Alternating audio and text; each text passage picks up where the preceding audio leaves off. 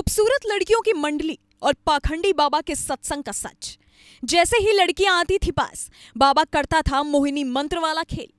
बाबा की इन 3 चीजों को खाकर महिलाएं हो जाती थी मदहोश। हाथरस सत्संग हादसे ने कई जिंदगियों को उजाड़ दिया। हजारों लाखों जिंदगियां मौत के घाट उतर गईं। जिम्मेदार कौन है? सूरजपाल जैसे पाखंडी बाबा और उसके सेवादर जो उसके साथ रहकर उसके कारनामों पर नजर रखते हैं। नारायण साकार विश्व हरि के अंधविश्वास में न जाने कितने लाखों फंसे और उसके माया जाल में लीन हो गए। उसके भक्तों का कहना है कि बाबा हमेशा अपने सत्संग में आए लोगों को 3 चीजें देता था। प्रसाद के रूप में उन चीजों को ग्रहण करने को कहता था। सबसे चौंकाने वाली बात यह थी कि बाबा के सत्संग में लड़कियों महिलाओं को जाने की इजाजत ज्यादा होती थी। केवल 20% आदमी ही उसके सत्संग में होते थे। ये जो तस्वीर आपके सामने है, इस तस्वीर में आप बाबा के आश्रम को देख सकते हैं। सुनहरे रंग का दरवाजा, सफेद कलर की ऊंची दीवारें। लेकिन इतने सालों तक किसी को नहीं पता था कि इस सुनहरे दरवाजे के पीछे एक काली दुनिया है जिसमें मासूम लड़कियां एक माया जाल में फंस रही हैं।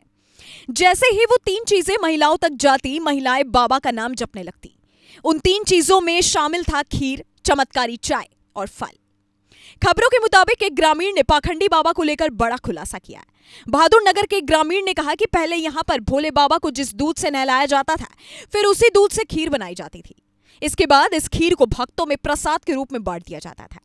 वो अपने आप को मायावी बोलकर और उपायों से खुद को ईश्वर बताता था।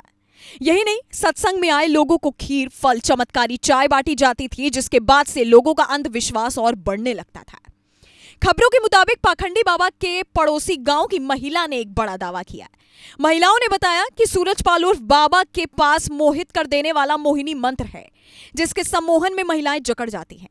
जानकारी के मुताबिक बाबा के सत्संग में महिलाओं की तादाद सबसे ज्यादा होती थी। बाबा के दरबार में महिलाएं सज धज कर आती और बाबा उनके बीच में नाचता था। पड़ोसी गांव की महिलाओं ने बताया कि बाबा के पास एक मोहिनी मंत्र है और जैसे ही महिलाएं उसके पास जाती थी तो उसके बताए हुए मंत्र या संवाद में जकड़ जाती थी। महिलाओं का दावा है कि उनके पास एक से बढ़कर एक सुंदर महिलाएं आती थी। बाबा के सत्संग में रासलीला होती थी, जैसे मथुरा में होती है। यहां गाड़ियों में भर भर के महिलाएं आती थी। कहां से आती थी ये किसी को नहीं पता। एक से बढ़कर एक महिलाएं सुंदर होती थी। किसी ने कोई शिकायत कभी नहीं की। यही नहीं, ऐसा बताया गया कि जन्माष्टमी में बाबा कन्हैया बनकर महिलाओं के बीच नाचता था। खैर, इन सब के बाद जो सवाल खड़ा होता है वो ये कि क्या अब भी इस पाखंडी बाबा के भक्त इसे बाबा कहने को तैयार है? क्या ऐसे बाबा को, जिन्होंने ना जाने कितनी मासूम लड़कियों की जिंदगी खराब करी, क्या उन्हें जल्द से जल्द सजा नहीं मिलनी चाहिए? और अगर वो सच का बाबा था तो फिर हादसे के बाद ग्रामीणों से बिना मिले क्यों भाग गया? सवाल कई सारे हैं, लेकिन जवाब आपको तय करना है। Bureau report, global Bharat TV.